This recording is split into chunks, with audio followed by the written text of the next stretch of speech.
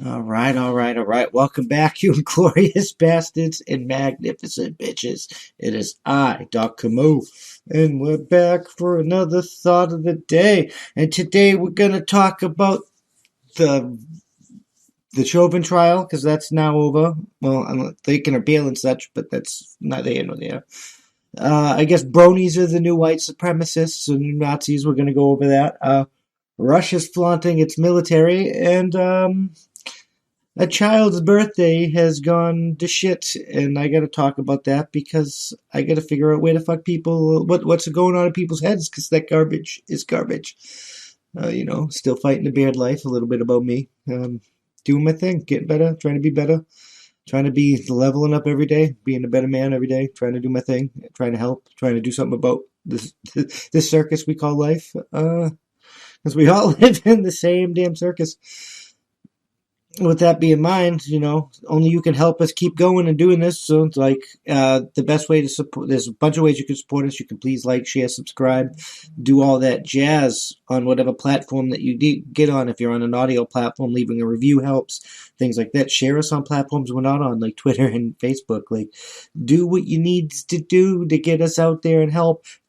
Go to our website, become join the subscriber list, view everything directly from our website, become a member, contribute, get exclusive content, buy stuff on the merch store. Everything helps keep the lights on here and improving everything for you. And as you can see, and that's some point, which is the first podcast we're focusing money into, we got that studio almost finished, and we're going to get it better for you, and we're going to keep going, keep improving, keep leveling up, and that's all you can do with life. With that being said, let's get into the Chauvin trial. He's found guilty on all charges, which I think might be a little much, but we'll get into that. Let's get into this article first. So this article is from NPR, right? Derek Chauvin found guilty of George Floyd's murder. There they am, like handcuffing him and shit. The jury has found former Minneapolis police officer Derek Chauvin guilty on all counts he faced over the death of George Floyd. The trial has been one of the most closely watched cases in recent memory, setting off a national reckoning on police violence, systemic racism, even before the trial commenced. Chauvin, 45, has been found guilty on unintentional second-degree murder, third-degree murder, and second-degree manslaughter. With all his I don't think he woke up like third degree. I don't think he woke up that morning and was like, I want to kill a man.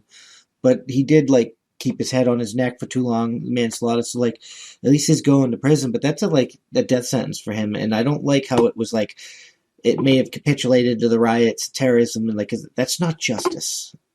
And better 10 guilty men go free than one innocent. Like, it is what it is. With only his eyes visible as the rest of his face was hidden behind a surgical mask, Chauvin watched as the verdict was returned. Judge Peter Cahill thanked the jury members for their heavy-duty jury service. Chauvin was remanded into custody as the jury was dismissed, and Cahill said sentencing is expected in 8 weeks. So he's going to get a sentence in 8 weeks if he even makes it there. State sentencing guidelines recommend 12.5 years in prison for a conviction on unintentional second-degree murder for someone with no criminal history, but prosecutors could seek a sentence up to the maximum of 40 years on that count if Cahill determines they were aggravated factors. A deputy handcuffed Chauvin and escorted him to the side room. Fun times, huh? I mean, it's a death sentence either way. Like a police officer goes to prison, it's a fucking death sentence. Everybody's going to be gunning for him. George Floyd's brothers, Philonise Floyd, hugged prosecutor Jerry Blackwell, Minnesota Attorney General Keith Ellison, and others, according to pool reports from a journalist in the courtroom. Ellison and Blackwood shook hands. I mean, it's hard to deny that this trial might have been tainted by like Maxine Waters saying the justifying the rioting and all the rioting and like. And the state giving money before the trial even happened, which is pretty much admitting guilt. And like, it's just this whole trial was a farce. Philonise Floyd had been, I mean, dude belongs in jail, but the whole trial was a farce. And the trial being a farce is the much more egregious crime here. Philonise Floyd had been seen praying in the courtroom, asked by a pool reporter afterward what he had been praying for? He answered it was just praying that he would find him guilty. As an African American, we usually never get justice. There was no noticeable reaction from the jury. According to the pool reporter, the jurors each remained still and quiet, staring at the judge until they were called upon to announce their judgment. The jury had been deliberated for about 10 hours over 2 days following closing arguments. Floyd's death on Memorial Day, that's pretty damn quick. Floyd's death on Memorial Day 2020 sparked protests made across the United States and around the world. It prompted calls for police reform and soul-searching on issues of racial injustice. Yeah, it did reverberate to other places in the world, which is retarded. Don't burn your shit down over our problems. Those are our problems that we have to face. And yes, we do have to face them because they are problems. Floyd was a 46-year-old black man from Houston who had moved into Minnesota 3 years earlier. He was a father and a brother who idolized his mother, loved making music, and had been a star athlete as a man. He was also on drugs. That was established, but that's neither here nor there. Floyd died after Chauvin pressed on his knee on Floyd's neck for 9 minutes and 29 seconds as Floyd lay face down, handcuffs behind the back.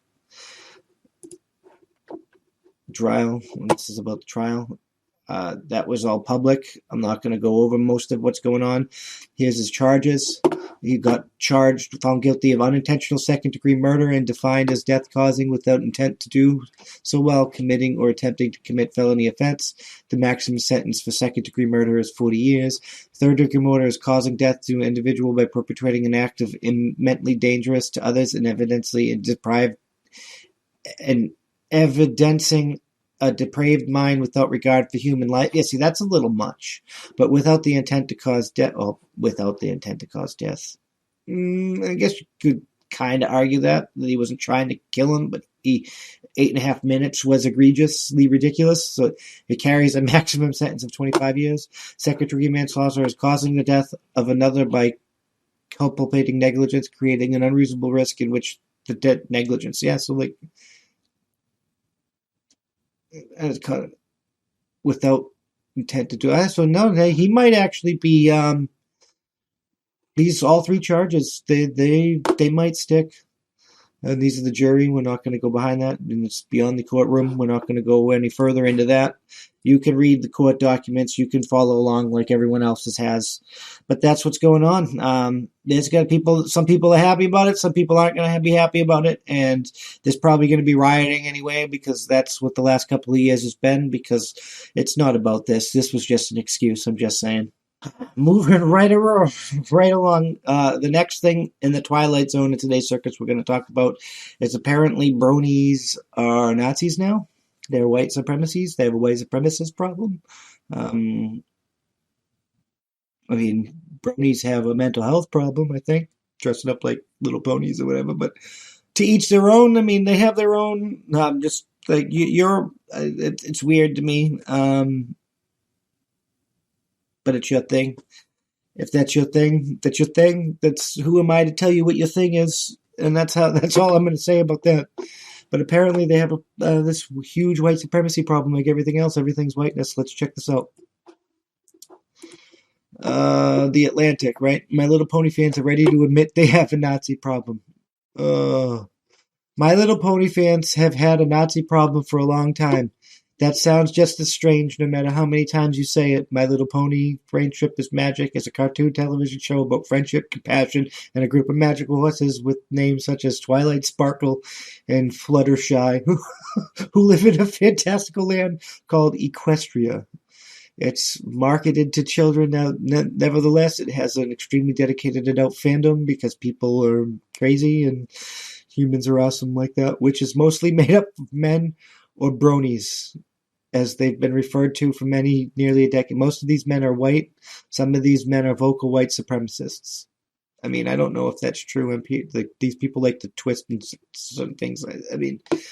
Everything's white supremacy now, so you're going to have to show me real examples, or I'm just going to think that's utter garbage. The Bronie subculture is about a niche as they come, born in interest forums in the early 2010s, an era when hyper-specific interests were organizing. I don't know why this is ridiculous. Even so, Bronies have long captured the world's attention. I think it's just because it's men. The world likes to hate on men. They hold well-attended fan conventions. They've been the stars of multiple documentaries.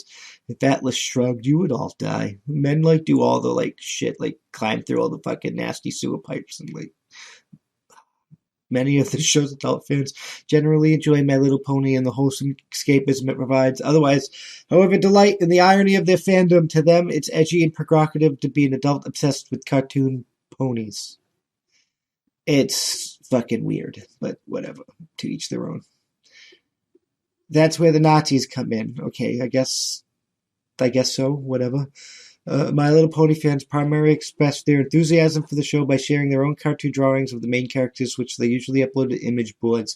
The most popular of these sites is called Derpaburu, a combination of a character's name and a common term for image boards.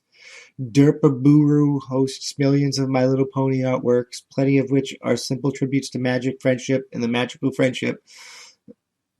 Magic, friendship, and magical friendship. Oh my god, this is fucking 2020 fucking one. This is the news. But a substantial number of them are extremely jarring and violent. An image that I recently viewed on the site depicts My Little Pony characters presiding over 3 lynchings and 1 beheading of cartoon drawn to represent various marginalized groups. Derpaburu even lists racists as a searchable category, and more than 90,000 arts tagged as Jesus Christ. Maybe they do have a Nazi problem. For years, this has been the status quo. Oh my god, what the fuck is going on in the world? This has been the status quo in the world of My Little Pony. I suppose reference to principles of free speech and openness on the internet, the presence of self-described Nazis within a fandom that idolizes compassion-oriented cartoon characters has become a coolly accepted fact. The community has resorted itself largely into 2 camps: those who think anything goes as long as someone finds it funny, and those who would rather ignore toxic elements that admit that not everything is perfect. So do they have a fucking Nazi problem, or are they just fucking men with imperfect lives, suffering through mental problems like the military and resorting to dark humor to pull you through that? Because there are differences, and you should probably identify that.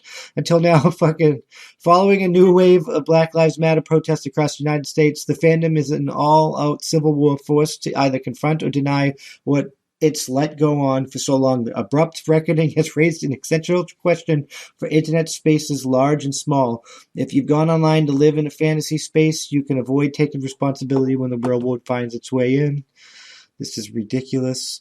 Even quick glances at history of My Little Puff servers as a value template for how not to build an online community.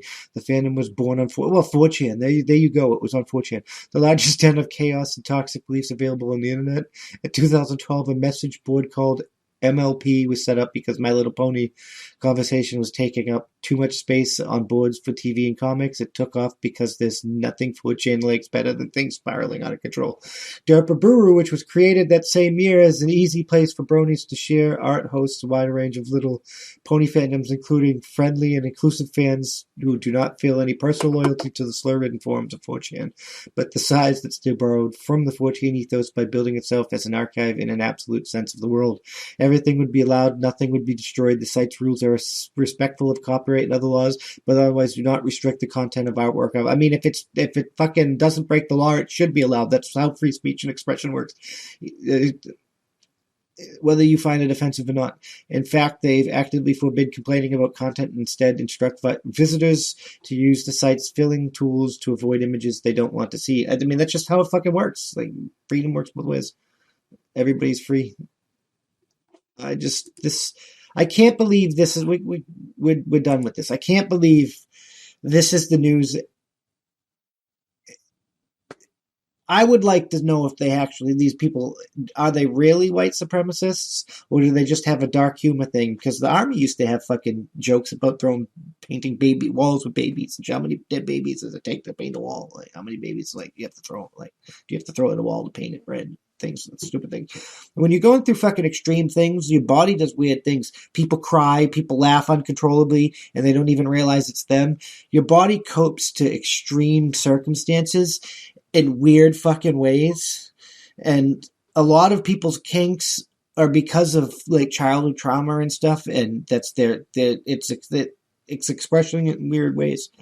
Like, who the fuck are we to like deny that? So like, before you go there calling people Nazis, you should actually determine if they are Nazis. And because of the nature of fucking what you say in this racist section, you have logical reason to want it to be investigated, but you should actually wait till the investigation comes by and